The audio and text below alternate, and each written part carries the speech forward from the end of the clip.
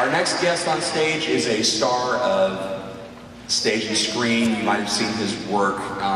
Let's see, he was a musician. He has traveled through time. He has worn funny hats. It's an amazing human being, and I love having him on stage. Please give a massive Fan Expo Dallas welcome to Mr. Arthur Darvill!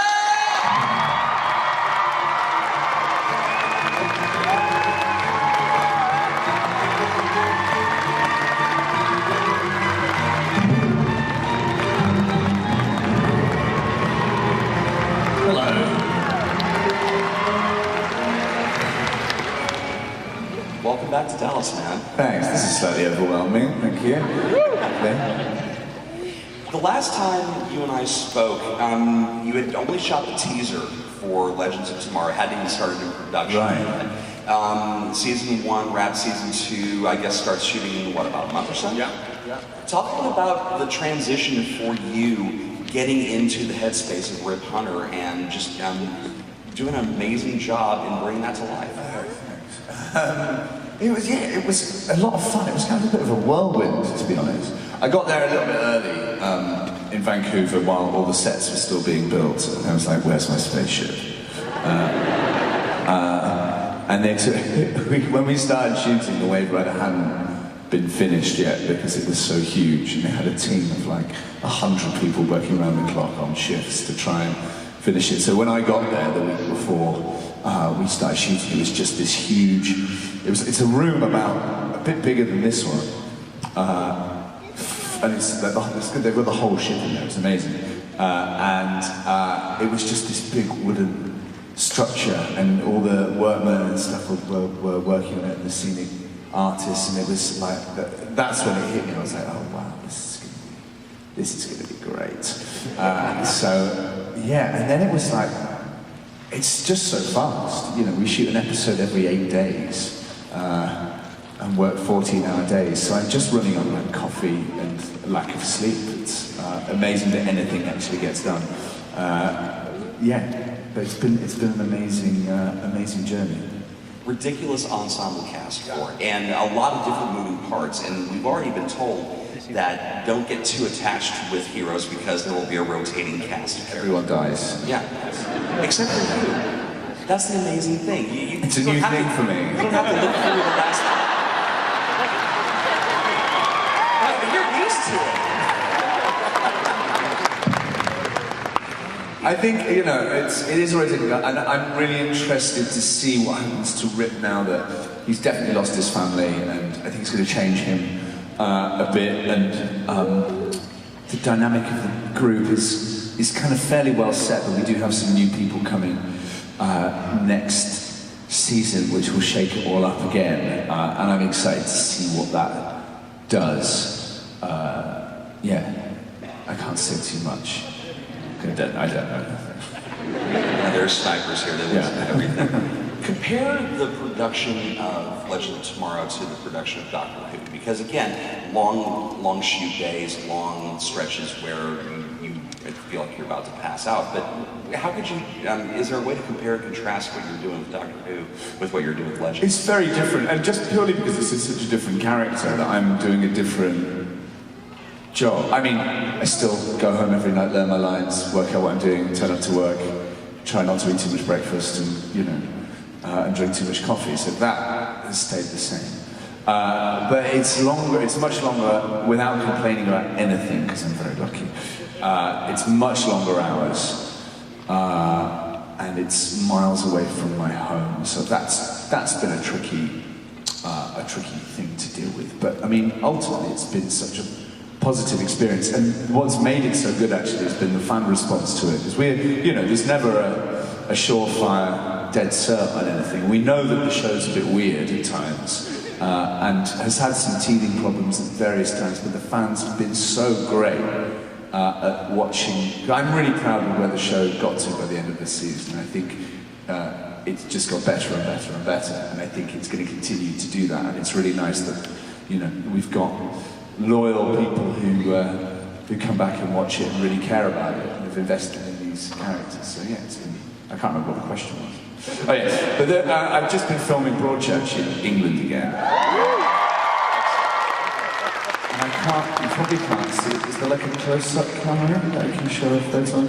In America or Vancouver, where you're shooting, you get craft services, which is like, they try and stuff you with as much food as you can possibly fit in your body. And I was filming, have I deleted it? Really? Oh yeah, I was filming, like, you get like a table of you know, healthy food and cakes and chocolates and for any time of the day you want. And it made me laugh when I was on Broadchurch. You're not going to be able to see this, but this was the coffee table. I don't know, can you see that?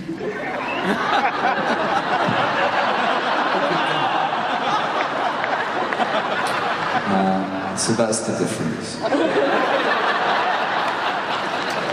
that amazing? It's beautiful. It's a beautiful thing. It's spared no expense. No.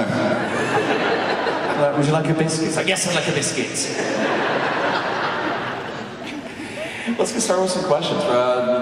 Yeah, you actually see them. Wow, that's fantastic. Hi. Hi, Arthur. You've got your own spotlight. Hi. Hi.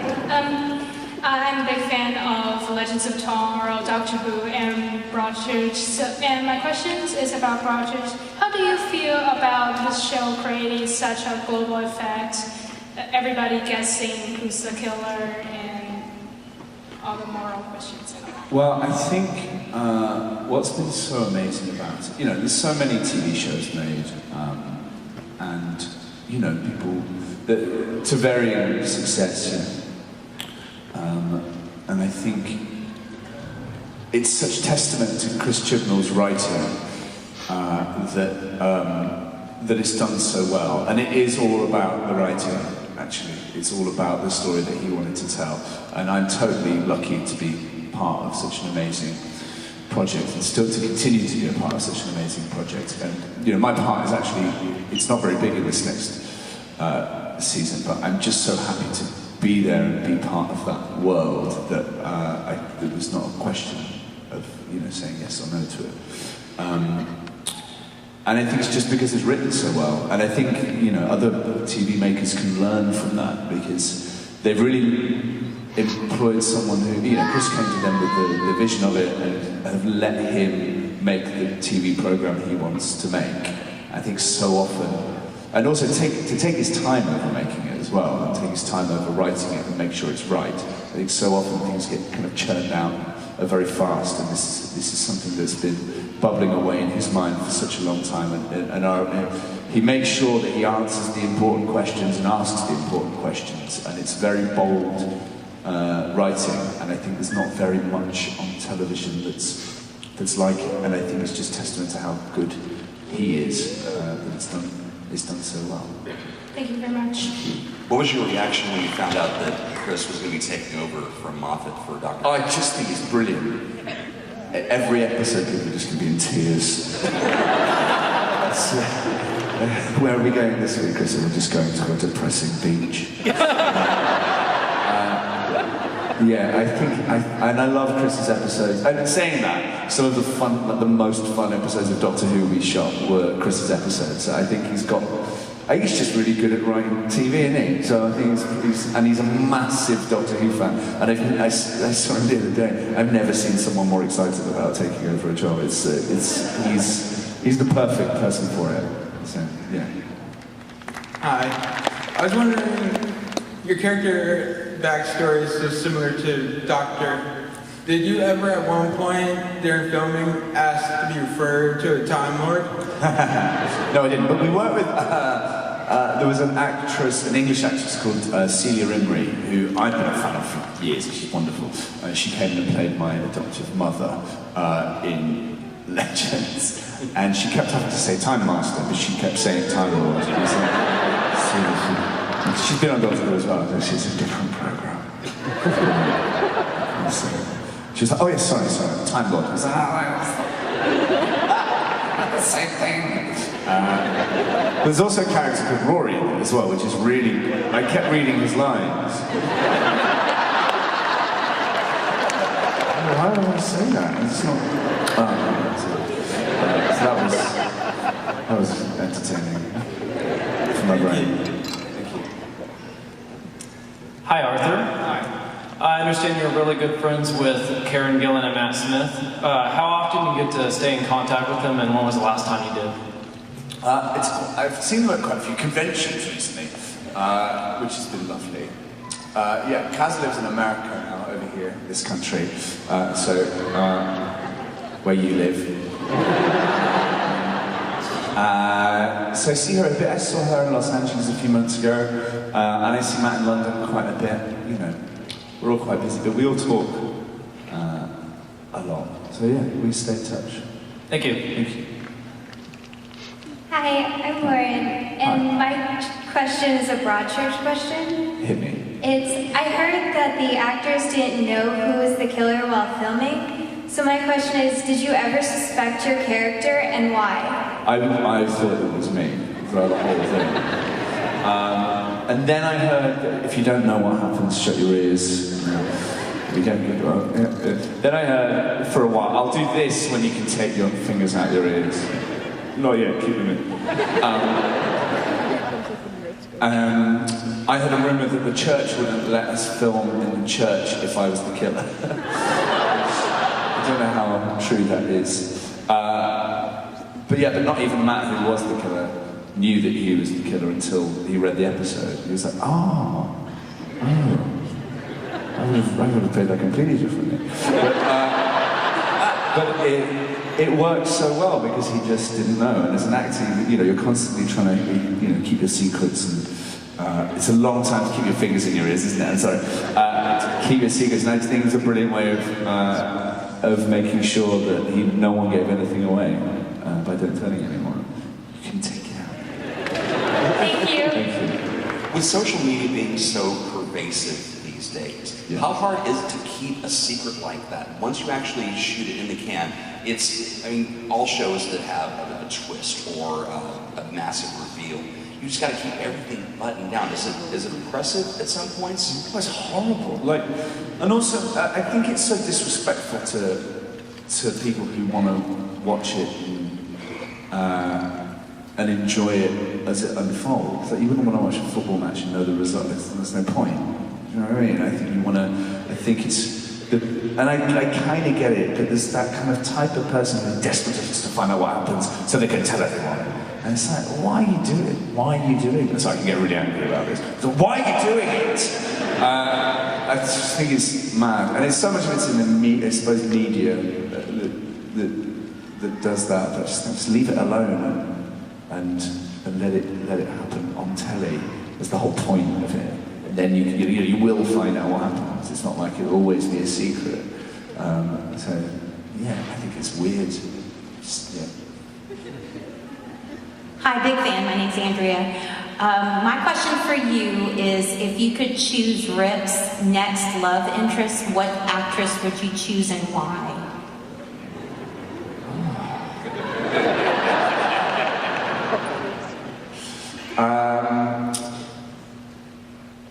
Does it have to be still alive?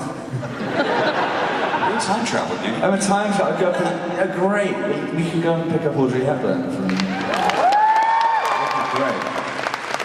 That would be perfect for me. Thank you. Thank you. Just watch out for the fixed events in time. Yes. Hello, my name is Susan, and I just have a quick question about the Rory characters. Great. Do you have a special fondness for the Rory on Legends? Or do you like, now that you're the one in charge, and kind of treat them maybe how you were treated as... Are they similar? They're not very similar, are they? But maybe they serve a similar purpose. I've never compare and contrast Rory's. That's funny. I think Dominic's hilarious. Every word that comes out of his mouth is amusing. I don't know how he does it. Because also he can be kind of moody and, the way he is in the nicest possible way. And then you go, oh God, I don't think he's very happy. And then you see him on screen and he's just brilliant. He's just getting on with his job. He's such a laugh and such a professional and a really entertaining and nice guy to be around. But yeah, I quite like getting angry with this character. But then, there was a scene where I had to really shout at him. And I hated it because I was like, oh, this is not right. Because actually, as much as he kind of has the can quip and be, forces himself to be an outsider, I think he's got good heart and kind of good intentions, I suppose. But he doesn't deserve to be, to have that treatment. And I felt really bad about it as a person to actually shout at him. So no, I hope they become firmer friends in this next season. Thank you. Thank you.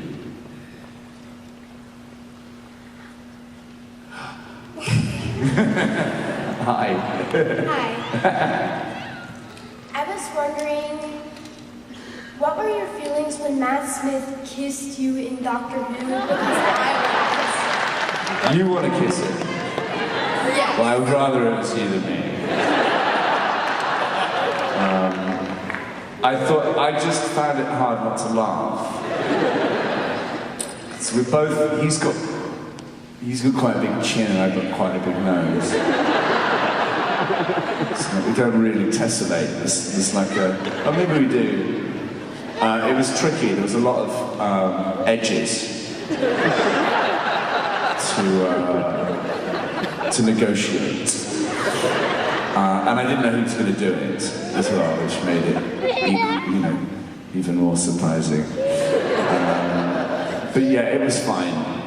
It was fine. Thank you. Thank you. You're still traumatized by it. It's fine. It's not the first time he's kissed me, Hi, my name's Madeline. Hi, Madeline. And I really loved Rory and Doctor Who because he just asked the right questions, what's the answer that's not going to kill me? Yeah. These are good questions to ask. And so my question is, did you ever try and steal anything after your run on Doctor Who? Oh no, I've got loads. Like what? I've got a couple of bits from the TARDIS. I've got the magnifying glass. I shouldn't say any of this. This is my pension.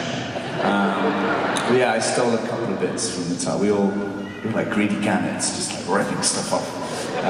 It was changing. But yeah, I got a couple of bits and some lovely memories. Thank you. Thanks. I do have nice memories. I know that sounded like I didn't. Hi. Hi, I'm Isa. Nice to meet you. My question is, what's the most embarrassing story you have of one of your co-stars? I can't tell it. Oh, it's secret here. Okay, cool. Wow. It's just us. Yeah, I don't know. It's funny. I live in a kind of embarrassing funk. Like a lot of what happens to me is I sometimes describe my life as a series of awkward moments, interspersed with sitting on stage talking about it. But now you say embarrassing moments, I can't think of any that come to mind. There was just lots of, we just broke everything on Doctor Who. Everything. There was the props guy was constantly just in despair. And also on Legends, I've broken so much stuff. That chair, I hope we get a new chair. There's a blooper reel which I think is being released on the DVD release. And I highly recommend it. I think the blooper reel is actually better than some of the episodes. It's really funny, but there's a sequence where every time I turn in the chair or do anything, like a bit of it falls off, or the floor comes out. And there's a moment where Franz who plays Firestorm, was in the jump ship and had to bang on the window. And every time he banged the window, the glass fell out. And you can just see him getting more and more frustrated with it because he's trying to, act hard. And yeah, lots of embarrassing moments. Thank you. Thank you. You're the reason why that show is so expensive. Yes. There's two of everything. Hi, I'm Bailey, and Hi. I love your character Rory on Doctor Who. Thanks. How do you feel like Rory, since there are so many companions that came before you, how do you feel like Rory made a new interpretation of the companion character? Good question, really good question. What I think was individual about him was, well, that thing of, I think he was the audience's eye. And I think at the point where he turned up, the Doctor and Amy were very much wrapped up in what was going on kind of between them and in their own lives. And actually, I was really aware of making Rory how you would normally react to these mad things really happening, you know. And I wanted to ask those questions and be in a constant state of panic. For a while, and then I just think he had the biggest journey over it, more than any companion ever. You know, from going from that kind of very nervous third wheel to a Roman centurion who waited 2,000 years, and then to become part of the team. And I think he went from looking outside the snow globe to being inside the snow globe looking out, you know. And I think that was quite an individual thing, and I don't think that's happened before. So. Thank you so much. Thank you. If you had the opportunity to talk to Pearl Mackie, the new companion coming on with this upcoming series, what would you tell her about your experience that would maybe help her in the transition to getting the TARDIS? I don't know. Like, it's such a bubble up there, and it's like, you know, actually, I don't know. It's the same as any job. You go in every day and you want to do the best job you can do, and that's all you can really do. There's no advice. I think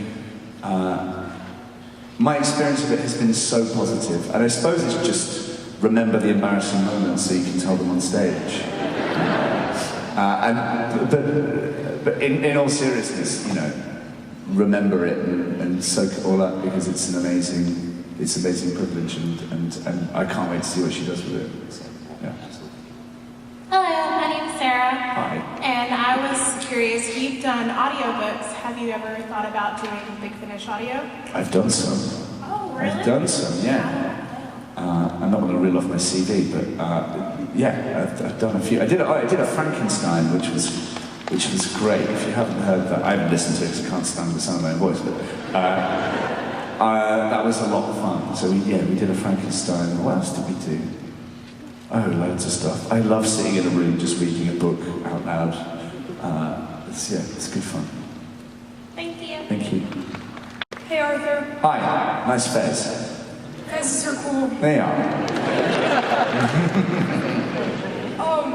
Yesterday when we talked, you said be an emotional person. Emotion is very good, and Yes. I'd like to ask you, what was your most emotional moment on stage for Doctor Who? Wow. I think the scenes that we filmed in The Angels Take Manhattan were pretty emotional. But also we were very aware of not wanting to be self-indulgent and not to colour it with the fact that we were leaving. We wanted it still to be true. And I think what was so great about the writing of that episode was that it came as a surprise. You know, it wasn't drawn out and like a big goodbye. It's good. I think it's good to leave when you're on top and then just be, you know, and then just go. But those scenes were really emotional to film. Karen refused to read the script for several weeks because she couldn't quite deal with the fact that, I mean, we knew we were leaving. It was our choice to leave at that point. But even so, it had been such a huge part of our lives that they were probably the most emotional. Thank you. Thank you. Hi, I'm Jerica. Hi. So obviously 11 is my favorite Doctor, but most of that is because of the great chemistry between you and Karen and Matt. So I was wondering if you'd ever thought about if there would be any other Doctor, classic or new Who, that it would have been interesting to see Amy and Rory pal around through time and space with. I think there would have been good question. I think there would have been a really interesting dynamic with Peter Capaldi's Doctor, just because they're both Scottish, and it would, I think it would drive Rory mad. and would add, you know, an entertaining dynamic. Maybe not the best for them, but maybe for watching it, I think it would be great. Thank you. Thank you. Hearing the two of them curse on the blooper reel. I know. In itself. The whole episode would just be beeped out. Hi, my name is Dorothy. This is my husband, Jerry. He's gone. Oh, hi. Just like never where you want him.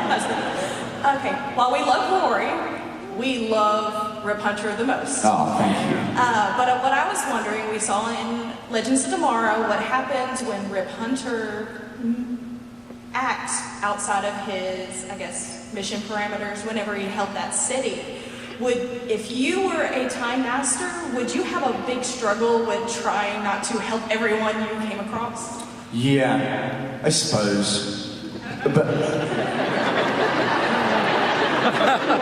I'm a very nice person. But I know my limits. I just think, like, the whole... I've obviously thought about this a lot because I've dealt with time travel quite a bit. And I've been a bit obsessed with it as, you know, as a kid, and the idea of it, and the fact, the consequences of changing anything are just mind-boggling. If you really had that power to go and change something, would you do it? And I don't know if I would. I think I'd stay on the ship and just watch. I think I'd love to go and experience things, but I think the danger of changing anything would just stop me from doing anything. I mean, that said, I struggle watching wildlife programs, and I know it's, you know, it's animal instinct for that lion to kill the wildebeest, but I want to go and save the wildebeest, so I don't know if I would. It's a good question, I'll get back to you. Thank you. Hello. Hi, I like your outfit, you're very cool. Thank you. The saddest episode was when you got taken away by the weeping angels. How was that to you? How did you feel when you knew you weren't going to be on Doctor Who anymore? We'd had a discussion, myself and Karen had a discussion with the people who write it about a year and a half before we left, maybe a year before we left, where we set out a plan as to what, and this doesn't happen, this is quite a rare thing on TV. Often you open a script and go, oh, I'm dead. Oh. That's me out of a job, good. So we were treated very, very kindly because they didn't have to do that. They sat down with us and went, how long do you want to do? And we have this idea, and what's your idea? And luckily our thoughts matched up basically exactly. And I talk about leaving on a high, and we were very, very aware to not outstay our welcome on it. And I think the Doctor can carry on for quite a long time. I think if the companions stay too long, it doesn't work. And the whole program is about change and regeneration, you know. I think it's important to keep that going. So we were very excited to leave in a way, because we knew we were going to get a really good storyline, and we weren't just going to be hanging around, you know, in the background. But also very sad, because we've got to know such great people over such a long time, and the writing's so good. But yeah, so it was bittersweet. Thank you. Thank you. Hello, I'm Abigail. Hi. My question is, if you could only read one book for the rest of your life, what would it be? Oh, wow. Oh, one. I don't know. Like, can it be? Oh, I don't know. I was obsessed with the Chronicles of Narnia when I was a kid. And I haven't read them for ages, and I have all of those. Because I think I can get lost in those stories forever.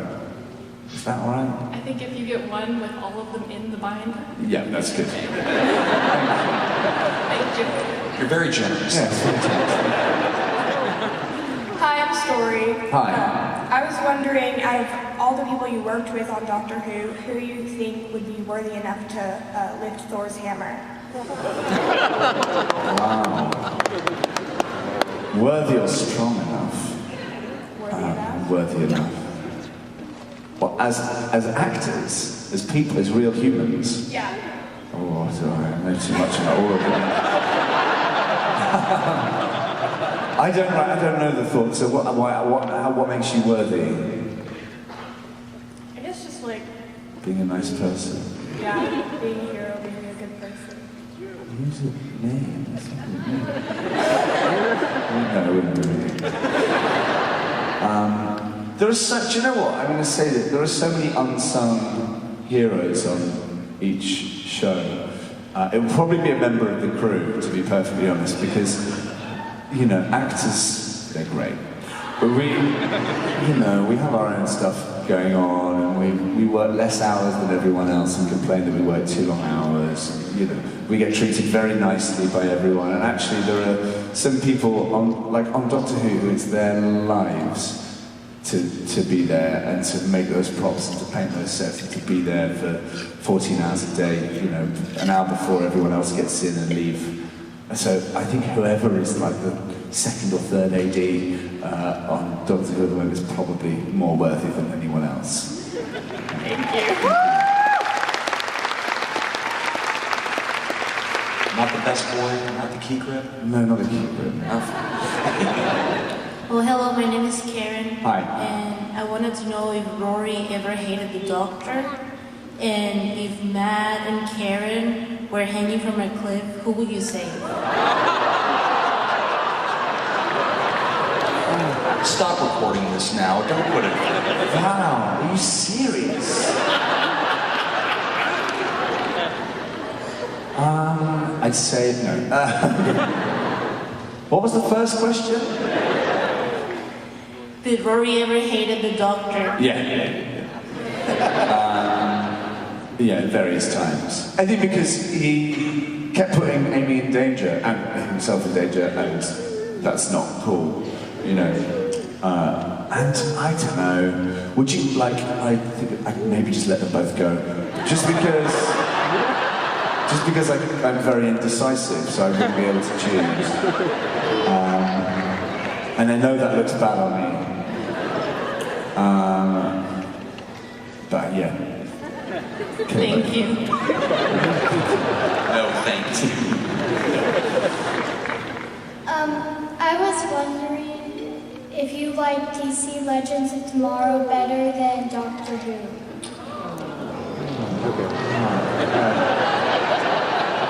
If I say one, half the people will. Okay, if I say the other one, the other half of the people. Being the indecisive person that I am, I don't like either of them. No, I have such a fondness for both of them. I really do, and I can't choose. It's like when people go, "Oh, do you prefer doing stage or TV or film?" It's like, whichever one I'm not doing at the moment. Right? It's an impossible question, but I've thoroughly enjoyed my time at Doctor Who, and I'm so lucky to be part of that universe, that world, and be able to come here and talk to you guys and meet such wonderful people. And similarly with Legends of Tomorrow, I'm having such a good time playing that part with those people that I couldn't possibly choose. Thank you. Thank you. Hello. Hello. Daniel. Hi, Daniel. I remember yesterday I gave you a picture and you said, "Oh, these are all the people who killed me." Yes. Here's the thing. Who had it worse in Doctor Who of the lives? I mean, Clara or Rory? Ooh. Yeah, Rory. They keep dying a lot in horrible ways.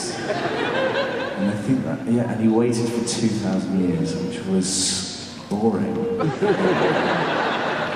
And he moved a giant box somehow. It was never explained to me. I don't think it was like willpower. I think, yeah, Rory. All right. Yeah. Thank you. Thank you. Hi, my name is Tristan. Hi. I talked to you yesterday and I told you Vixen should join the team for next season. I've written it down. I'm going to give them a call. I was wondering, there were rumors about Connor Hawk joining the team. Could that ever happen? And what can you tell us about new people possibly joining, besides our man? There are possibly new people joining. And they're all very cool.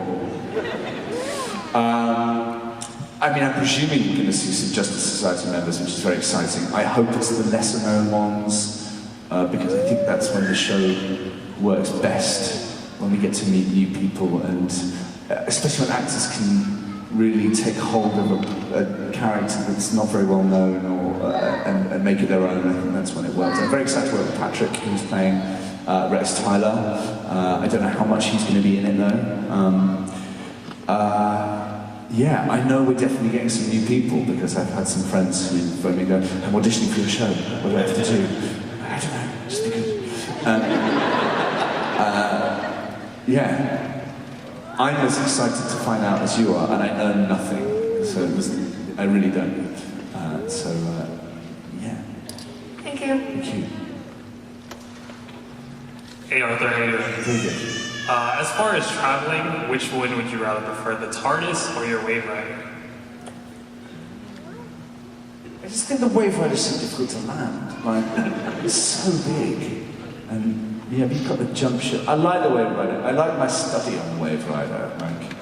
It's how I want my house to be. It's really cool, and I spend a lot of time in there. And there's some amazing books. I found like a book of old English folk songs in there, and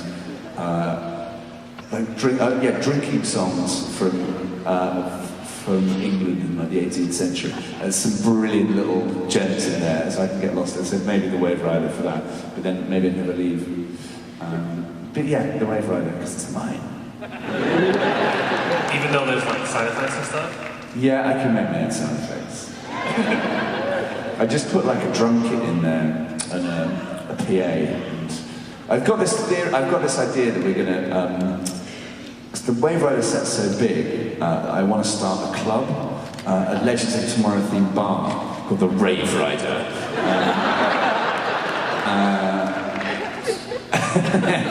And next door there's a restaurant called the Tempura Zone, yeah, we've got lots of ideas behind it, but it might be a franchise. We're going to set them up all over America and see the rest. Alright, thank you. Hello, my name is Eliana. Hello. By the way, I love you and Karen. You guys are by far my favorite companions ever. You guys are dear to my heart. Which one out of the two of us is your favorite? If we were both falling off a cliff. Well, I'm so indecisive, so... Okay, good choice, good choice. My question is, who do you think you enjoyed being married to more, Amy or Miranda? Ooh. Amy didn't, she doesn't treat very well, but it would be exciting. And Miranda, I don't think if I was married, oh my God, I don't know. I can't say it from my point of view, but I think Rip enjoys being married to Miranda more than Rory really enjoyed being married to Amy. But peaks and troughs like any relationship.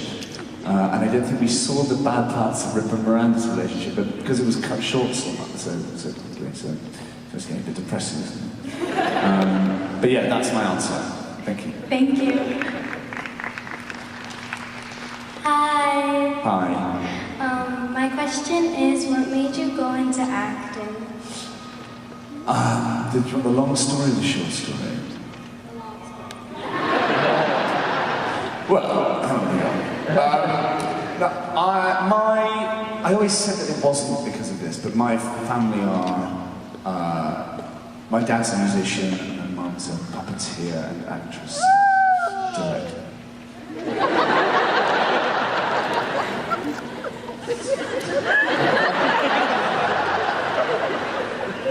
rogue owl.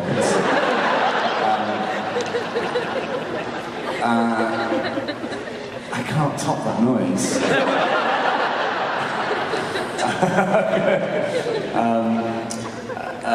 Where was I? Oh yeah, and so I always put on like stupid puppet shows in my house. And grew up with puppets and lived in a tent for a bit. And, you know, I've always been around it and wanted to perform, and then joined the youth theatre when I was about 10.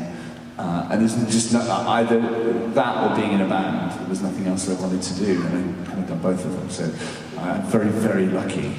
But there's nothing else I can do. But yeah, so I've just always known and always done it, and have just had some remarkable strokes of luck along the way. Thank you. Thank you. What's up? Everyone, what's up? Good with you, man. I've just been wondering, if you were the doctor, what companion would you choose? You. Me and Deadpool. I think you'd be great. You'd be hilarious, I'd be grumpy, you'd be really good, we'd make a good team. What happens if you got drunk? Sorry? I don't know, I'd just be very nice to you until you sobered up. Thank you. You're welcome.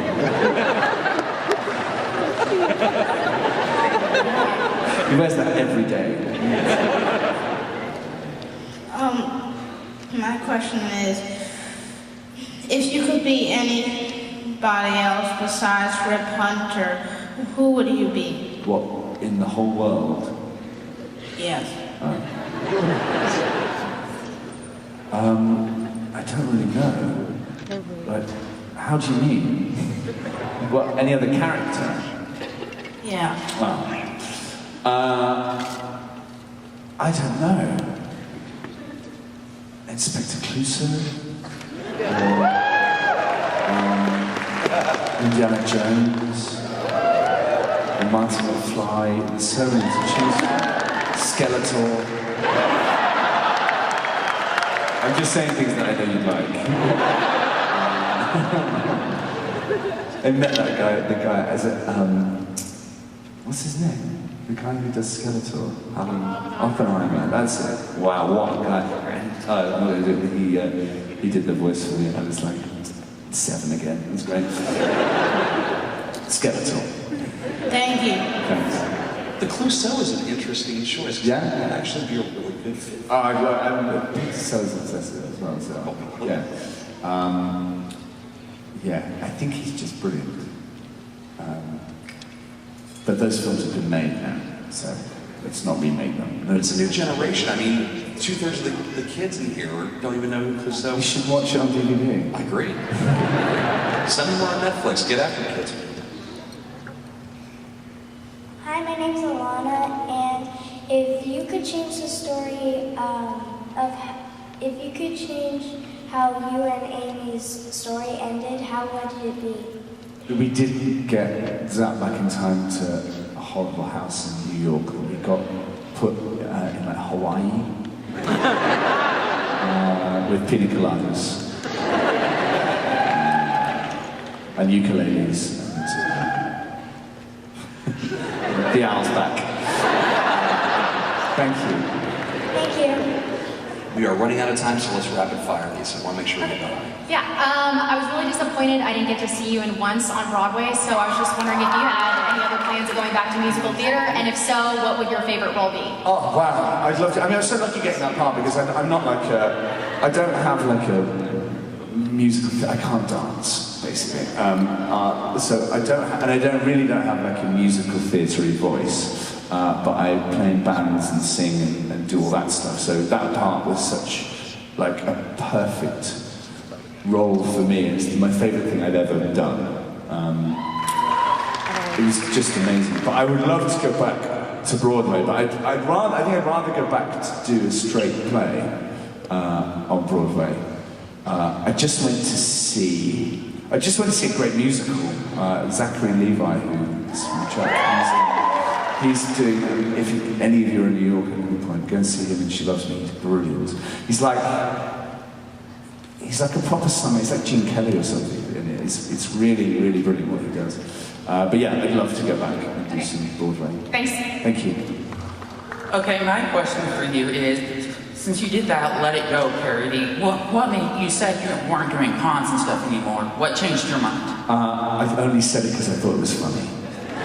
So it's just a humor thing. I was lying, I'm sorry.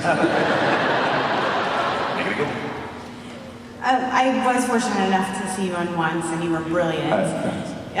What was the hardest part of doing stage versus television? Well, that show particularly, I have problems, some voice problems, which I found out 2 days before I started on stage once. I went to the doctor and went, hey, you've got a thing on your vocal cord, you shouldn't be singing. I was like, okay, just about to start a musical.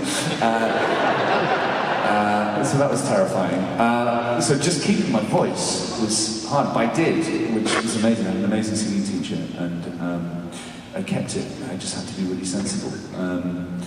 But yeah, just the stamina of it and doing it 8 shows a week is really hard, but I find it the most rewarding thing in the world. And you get to like 2 months, 3 months into a run and you're still finding new things. And you're like, this is, you don't even have to think about it because it's so ingrained in your psyche and your body. Yeah, so I'm really looking forward to doing some more stage work at some point soon. Thank you very much. Thank you. Get the band back together for Swimming with Sharks. Get the band back together, yeah, maybe, yeah. Me and Matt's going through the play together, it's how we met, called Swimming with Sharks. Yeah, and we always said we wanted to work together again, and we did. It is an absolute gas to have you here. Thank you for your time. Thank you. And it is an absolute pleasure to talk to you again. The amazing Arthur Darvill, ladies and gentlemen.